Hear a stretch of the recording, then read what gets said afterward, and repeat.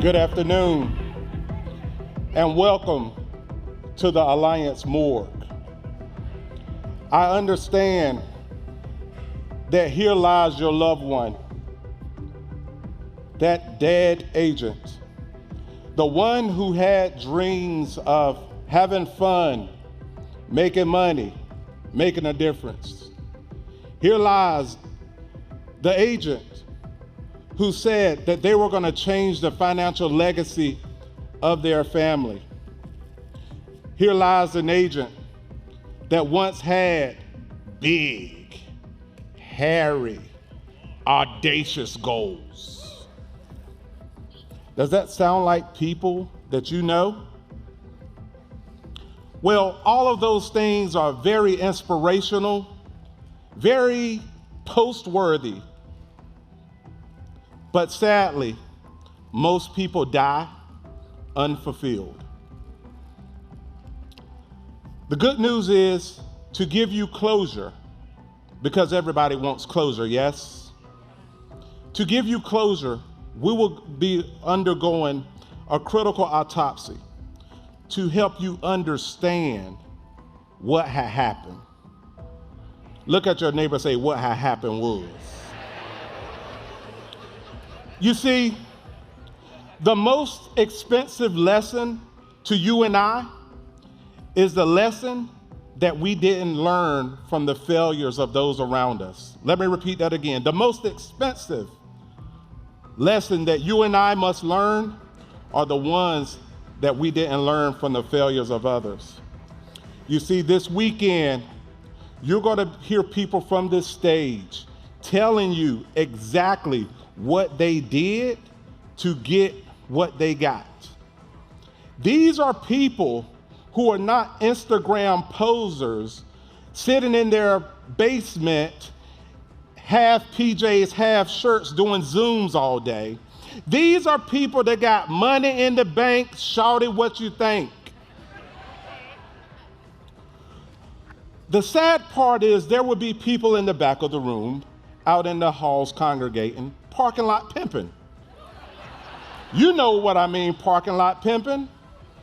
They got all the ideas.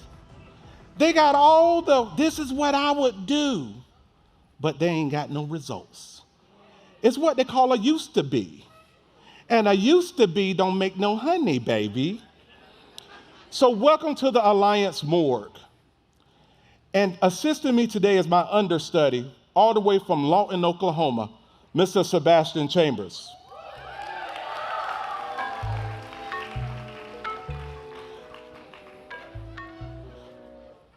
Just in case OSHA is out there, we have our PPE.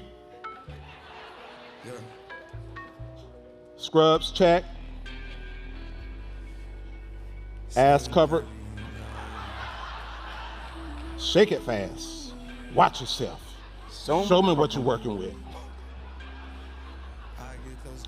So Sebastian, as we get ready to perform this most sacred procedure, read us the file on this here deceased agent. He sure is ugly. He's still ugly. He's still ugly? Still. He ain't grow out of it? Ain't grow out of it. He didn't have a glow up? No, he had a blow up. It says, here lies Quincy. He was motivated by thoughts of money, power, and wealth, but he didn't want to follow any steps to success in his business. Wait a minute. His body's been laying here stagnant for 2 weeks here at the Alliance Morgue? Word has it that he was too smart to do step 1 of the 8 steps, which is just personal use. You see, knowing and believing in your product and getting to a point where you can convince yourself that it's good enough for you, that is the first step. You sell yourself, and then you can sell to others. You sell yourself, and then you can sell to, repeat after me, sell yourself. Sell yourself. And then sell to others. Yeah, yeah. So it just makes sense to me. if you're gonna be out here in these streets helping people with policies, I don't understand why people would fight you on the concept of getting one for themselves. It's not tracking.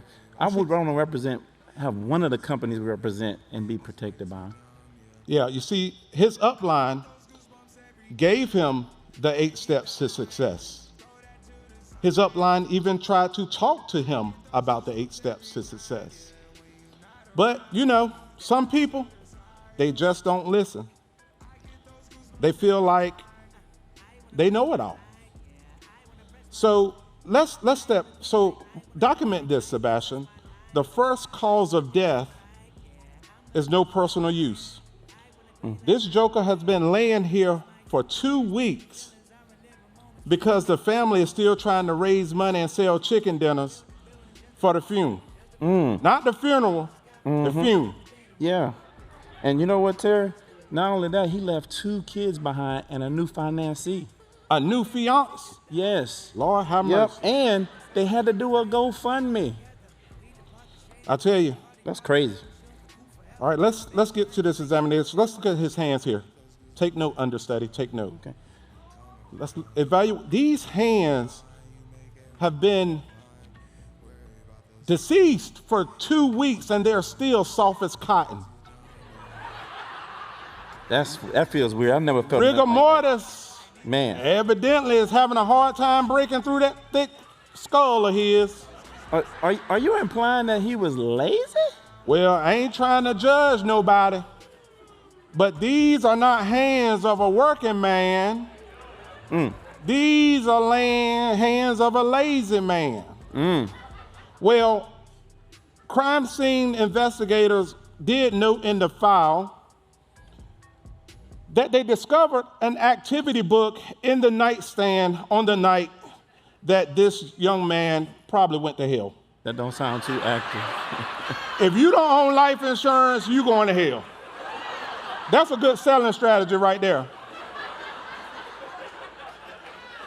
Yeah, I remember one time, never mind.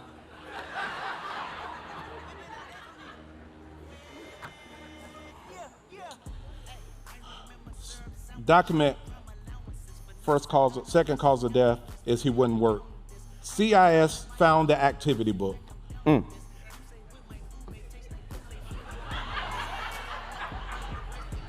So when you do this type of work, we listen to trap music. It just put me in the mood. The activity book, we looked at the activity book, and some days it was vague. Some days he would have a few hashtags or haystacks, but it was very spotty. Very, very spotty. Inconsistent to say, it was consistently inconsistent. Consistently inconsistent. I think I read that somewhere. All I know is you don't want to be a Quincy. Yeah.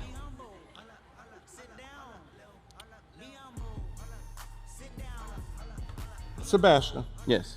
Get your journal, your manual. Turn to page 51, and let's look at our standard operating procedures, and kind of tell me what you see there. Okay. It says work requires putting forth staying focused and staying motivated to attain your goals. Motivation comes from wants and desires. Motivation comes from what? Wants and desires. Uh-huh. Otherwise, we would be content to stay where we are in life. What an individual wants typically dictates his drive and motivation. Gotcha. So flip over to page 55, and let's see what the manual says there. Page 55. How he could really, see, a lot of people are looking for that miracle pill, that miracle worker. But let's see what the standard operating procedures say about how he could diagnose himself. Any successful, growing, profitable agent in your organization. Any successful, growing, and profitable agent, read, can diagnose and prescribe action based on this simple chart. All right, what's the chart? Few calls Few calls equal poor work habits equals poor work habits or small dreams. or small dreams. Good number Wait a of minute. calls. Ladies, the size of the dream matters. Just saying. Just saying. The size of the dream. Oh.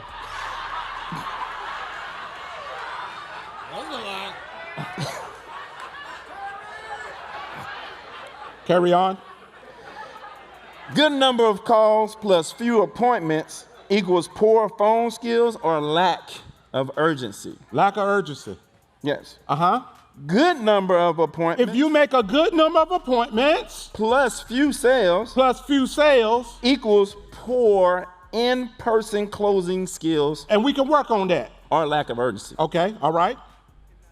High calls Uh-huh. plus high appointments Uh-huh. plus high sales Uh-huh. equals more money and dreams come true. Give me my money. Give me my money. All right. Now let's examine these here ears. Let's move to the ears. These things here, come closer. Look, you can't be scared. You got to get up in there. But he stinks, man. Come on, you got to get up in there. You see these ears? Is that potatoes? They are clogged. And they're not clogged with wax. They are clogged with ego. Oh. They are clogged with arrogance. You know.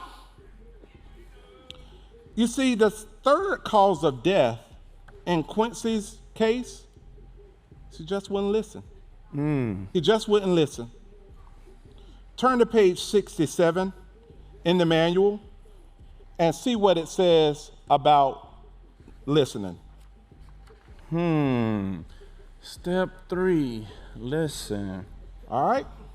Good communication requires us to be active listeners. Active listeners. They listen to what their partners are telling them. They listen to who? Their partners. Their business partners. They listen to what customers are saying, They listen to their clients. and they pay attention to what other successful people are doing. That's right.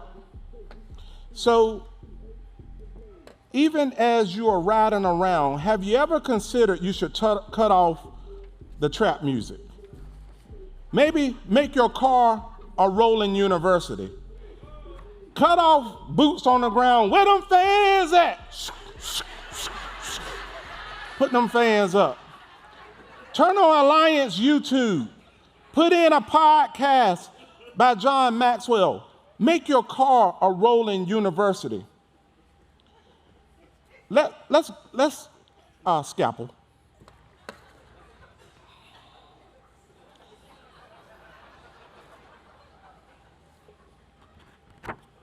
Let's get ready to go into this cranium. Okay. No! I thought. Hey, I heard he dead did. men don't tell no tales, but It's gonna be hard now. okay. Oh, Terry, a miracle pill.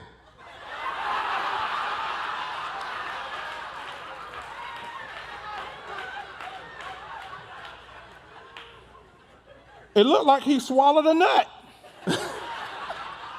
It's a peanut.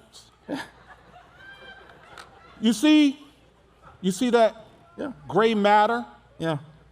This here is a brain that stopped developing at an age of about 18 to 22 years old. While he lays here damn near 50. But his brain stopped developing around 18 to 22 years old. Man. Oh, That's what you call dead man walking. oh, man. That is crazy, bro. How does a person stop developing that young? How does a brain stop developing? Turn to your manual, Sebastian, around page 79. Let me know what you find there. Oh, my goodness. Uh-huh. Hurry up now. 79.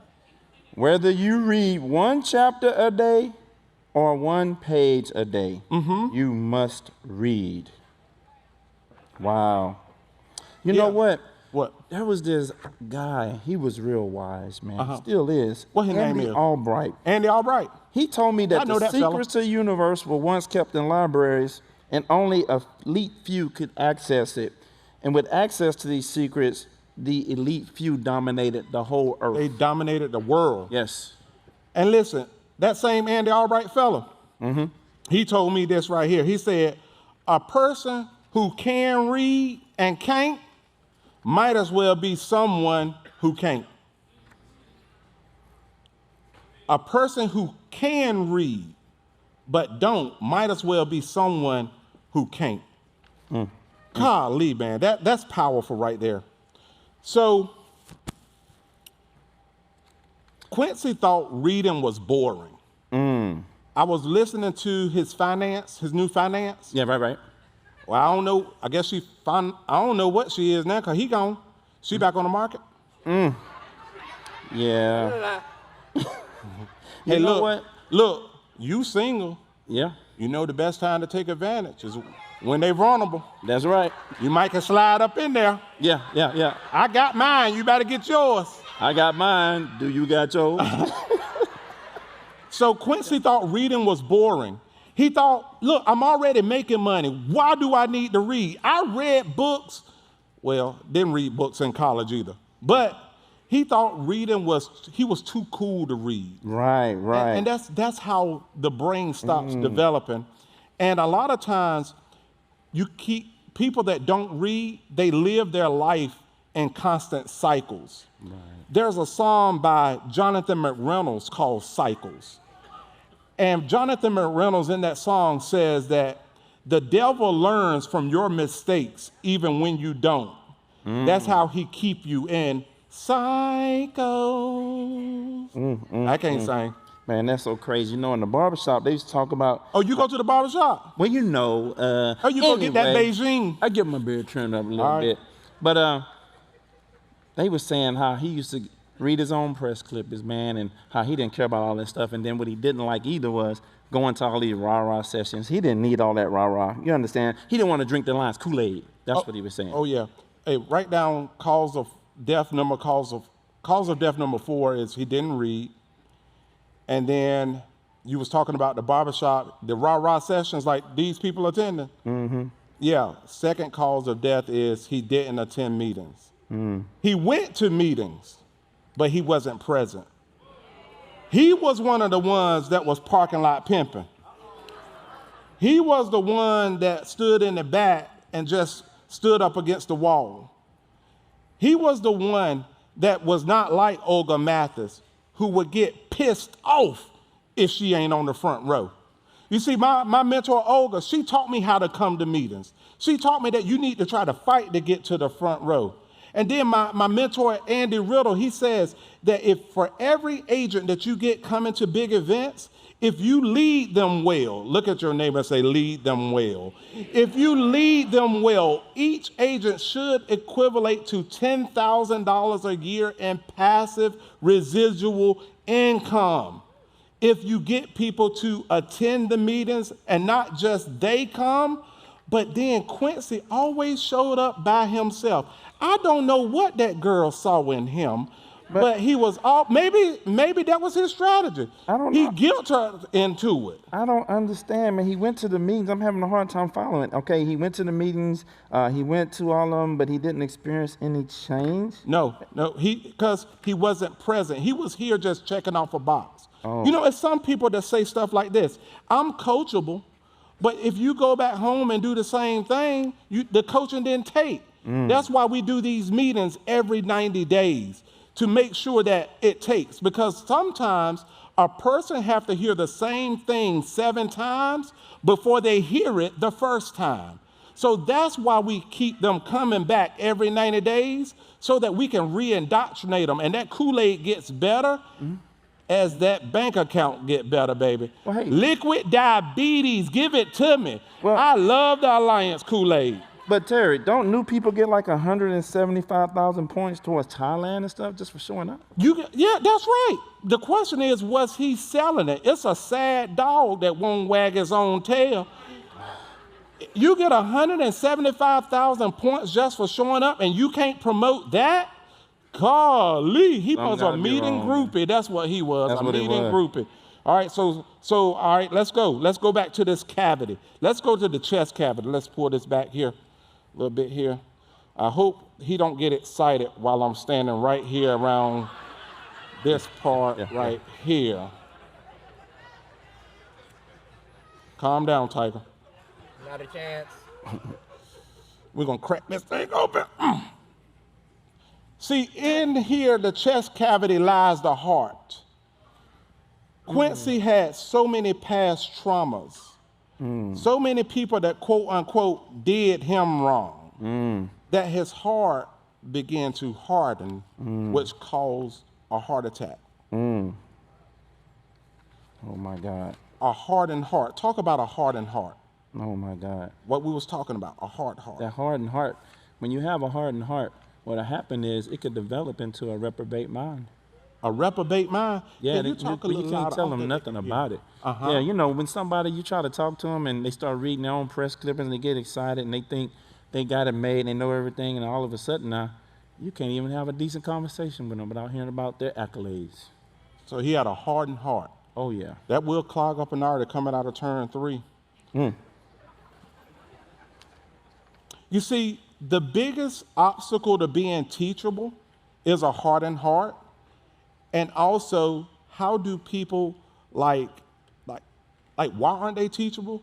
It's the negative influence of other people. You see, a lot of people are praying for a network, but they don't want a network that challenges them. See, your network is your net worth. Does that make sense? It makes sense. So the question is, God is saying, I gave you the network, but have you fired all of the people that challenge you? The network is good, but you just disconnected. So we're going to go on down and make sure that we document the 6th cause of death as not being teachable. Now, let's talk about the gray matter built up in this brain again. It comes from lack of accountability. When you're not accountable to people, oh boy, danger is here. So let's talk about accountability. Could you go down to page 122 in your manual? 122. All right. Got it? 122. Come on, little man. You know it's hard with these little gloves. You on my clock now. If you ain't gonna get there, get off my clock. Oh my God. Well, sometimes you got to do it your damn self. I got it.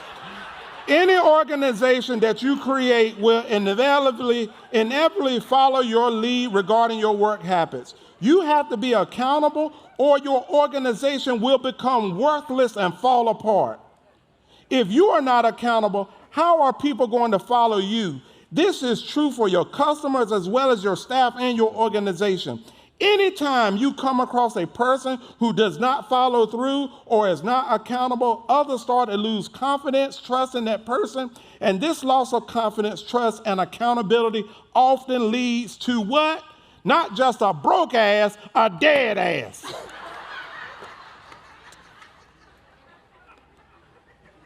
Seventh cause of death, lack of accountability. Write that down, young man.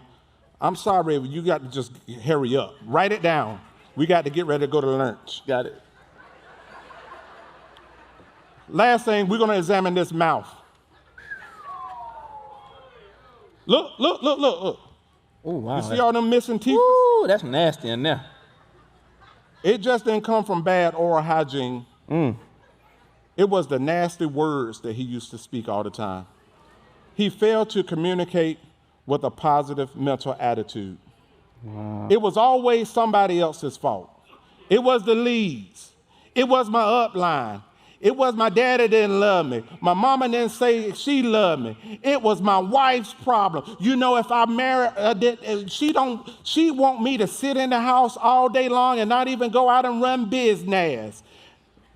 It was always somebody else's fault. Let me leave you with this right here. Adam Katz talked to the Dream Team on Monday night, and he hit me with something that I'll never forget. Him said this: stop praying for God to bless what you're doing and do what God has blessed. God has blessed the Alliance with 8 simple steps: personal use, work, listen, read, attend all meetings, be teachable, be accountable, and communicate with a positive mental attitude. The question is, do you exude those things? Or will you be like Quincy, another dead agent, dreams unfulfilled, laying in a morgue, waiting for somebody to take care of your family? Enjoy lunch. He is risen! It's Easter! Happy Easter!